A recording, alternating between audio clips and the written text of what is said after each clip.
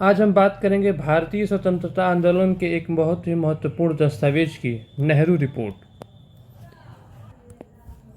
क्या आपको पता है कि Nehru report was the first major attempt by Indian leaders to frame the constitution framework for India. और सबसे महत्वपूर्ण बात, इस रिपोर्ट ने आगे चलकर जिन्नास 14 पॉइंट्स और भारतीय संवैधानिक राजनीति को काफ़ी प्रभावित किया। तो चलिए समझते हैं नेहरू रिपोर्ट क्या थी, क्यों बनाई गई और इसका महत्व क्या था।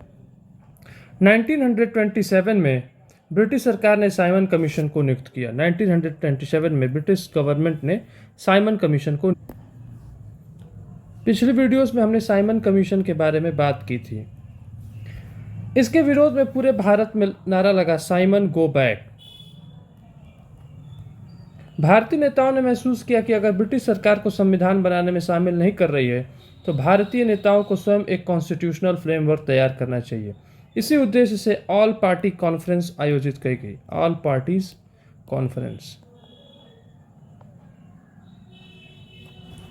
Who prepared the Nehru report. अब सवाल यह है कि नेहरू रिपोर्ट तैयार किसने किया। इसके लिए कमेटी बनाई गई जिसके चेयरमैन थे मोतीलाल नेहरू और इसके सेक्रेटरी थे जवाहरलाल नेहरू। बेसिकली मोतीलाल नेहरू जी जवाहरलाल नेहरू के पिताजी थे। Main recommendations. अब आते हैं सबसे इंपॉर्टेंट पार्ट पर। First, dominion status. Nehru report में सबसे पहली मांग की गई डोमिनियन स्टेटस की, डोमिनियन स्टेटस।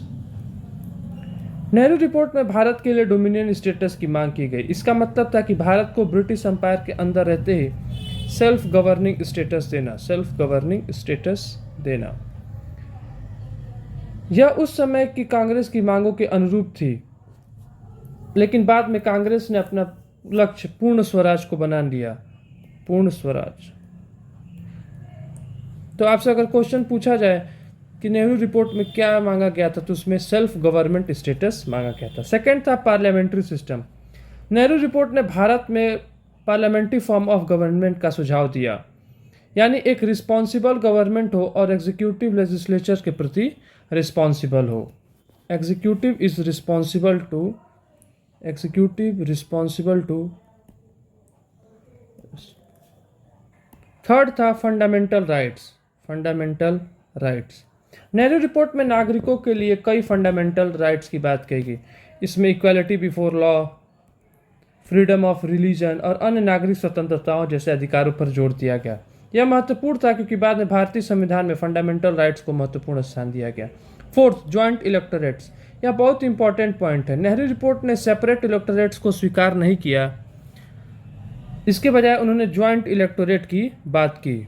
नेहरू रिपोर्ट में ज्वाइंट इलेक्टोरेट की बात की गई। हालांकि माइनॉरिटीज के लिए कुछ सेफ गार्ड्स का प्रावधान किया गया था। Fifth, federal structure. Nehru report में एक फेडरल सिस्टम की कल्पना की जिसमें केंद्र और प्रांतों के प्रति पावर्स का डिवीजन हो, लेकिन केंद्र को महत्वपूर्ण पावर्स देने का प्रावधान था। Propose to a federal system with division of powers between center and provinces, the center to be given residuary powers and more authority. जिन्ना का विरोध, जिन्ना ऑपोजिशन। अब आता है सबसे इंटरेस्टिंग फैक्ट, जिन्ना मुस्लिम लीग के लीडर और जिन्ना ने कई नेताओं के साथ नेहरू रिपोर्ट की कुछ रिकमेंडेशंस का विरोध किया, विशेष रूप से सेपरेट इलेक्टोरेट्स और माइनॉरिटी रिप्रेजेंटेशन से जुड़े मुद्दों पर मतभेद सामने आए। इसके बाद 1929 में जिन्ना ने अपनी प्रसिद्ध 14 पॉइंट्स को प्रस्तुत किया। इसके बाद 1929 में इसको प्रस्तुत किया, कांग्रेस और पूर्ण स्वराज। नेहरू रिपोर्ट में एक और महत्वपूर्ण एस्पेक्ट था डोमिनियन स्टेटस का, लेकिन युवा राष्ट्रवादी नेता इससे संतुष्ट नहीं थे। जवाहरलाल नेहरू और सुभाष चंद्र बोस ने कंप्लीट इंडिपेंडेंस की मांग पर जोर दिया था और आखिरकार 1929 के लाहौर सेशन में कांग्रेस ने पूर्ण स्वराज का अपना लक्ष्य घोषित किया। इसको हमने एक शॉर्ट वीडियो में भी समझा है। और 26 जनवरी 1930 को फर्स्ट इंडिपेंडेंस डे मनाया गया। तो इसे आप याद रख सकते हैं इस चार्ट को देखकर कि 1927 में ले आया गया था साइमन कमीशन। इसमें एक भी इंडियन नहीं थे।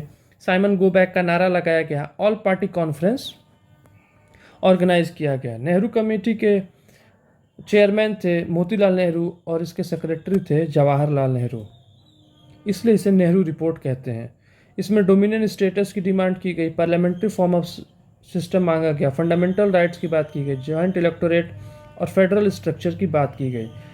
और कांग्रेस ने पूर्ण स्वराज का भी पहले डोमिनियन स्टेटस मांगा, लेकिन युवा राष्ट्रवादी नेताओं जैसे सुभाष चंद्र बोस और जवाहरलाल नेहरू के डिमांड पर कांग्रेस ने 1929 के लाहौर सेशन में पूर्ण स्वराज की डिमांड की और 26 जनवरी 1930 को पहला इंडिपेंडेंस डे मनाया गया।